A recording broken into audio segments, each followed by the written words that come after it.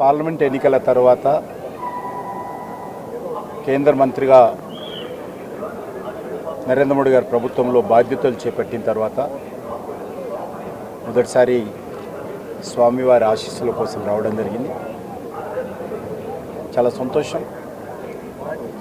ఇటీవల నియమితమైనటువంటి తిరుమల తిరుపతి దేవస్థానానికి సంబంధించినటువంటి బోర్డు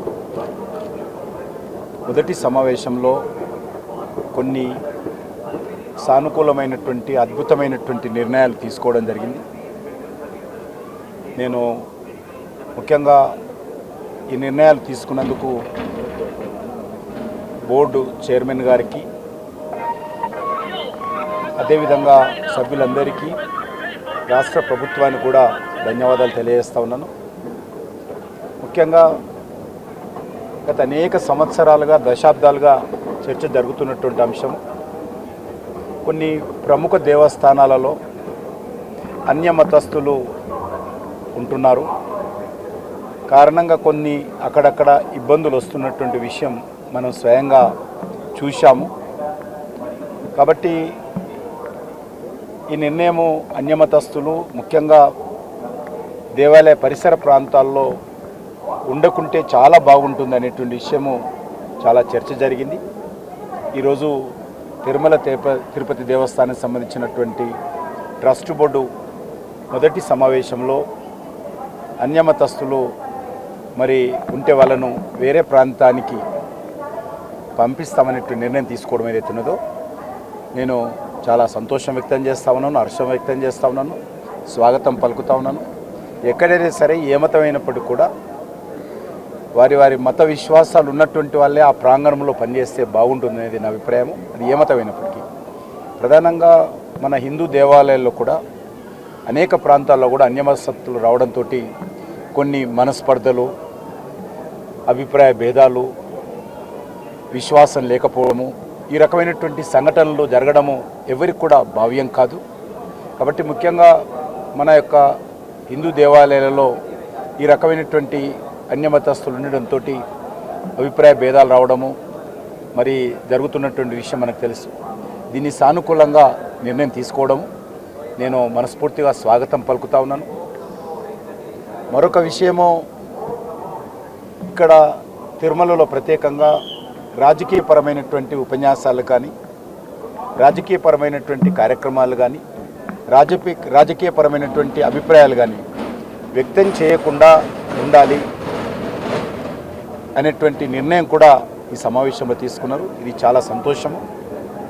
వాళ్ళ మీద కేసులు పెడతామని చెప్పారు. ఒక కేసులతో పరిమితం కాకుండా ఆ రకంగా మరి తిరుమలకు వచ్చి ఇక్కడ ఉన్నటువంటి తిరుమల నియమ నిబంధనలకు వ్యతిరేకంగా ఇక్కడ ఆధ్యాత్మిక భావజాలం ఉండేటువంటి ఈ ప్రాంతంలో, కలియుగ వైకుంఠంగా పేరు పొందినటువంటి తిరుమల ప్రాంతంలో మరి రాజకీయపరమైనటువంటి కార్యక్రమాలు కొనసాగించినా, ఉపన్యాసాలు ఇచ్చినా ఆ రకమైనటువంటి వ్యక్తులకు కఠినంగా శిక్ష పడే విధంగా చర్యలు తీసుకోవాలి. అవసరమైతే వాళ్ళకి ఏ రకమైనటువంటి భవిష్యత్తులో ఏ రకమైనటువంటి ప్రత్యేక దర్శనాలు లేకుండా కూడా చూడాల్సినటువంటి అవసరం ఉంది. అప్పుడే ఇక్కడ మరి ఆ రకమైనటువంటి రాజకీయపరమైనటువంటి కార్యక్రమాలకు బ్రేక్ అవుతుంది. అది కూడా తిరుమల తిరుపతి దేవస్థానం తీసుకోవాల్సిందిగా నేను మనస్ఫూర్తిగా కోరుతా ఉన్నాను. ఇక్కడ ఆధ్యాత్మికమైనటువంటి భావచింతన ఉండాలి, ఆధ్యాత్మికమైనటువంటి కార్యక్రమాలకే ప్రధానం ఉండాలి. అంతే తప్ప తిరుమల రాజకీయాలకు వేదిక కాకూడదని చెప్పి మరి ఏదైతే నిర్ణయం తీసుకున్నారో దాన్ని నేను మనస్ఫూర్తిగా స్వాగతం పలుకుతా ఉన్నాను. అదేవిధంగా మరికొన్ని నిర్ణయాలు కూడా తిరుమలకు సంబంధించినటువంటి నిర్ణయాలు తీసుకున్నారు.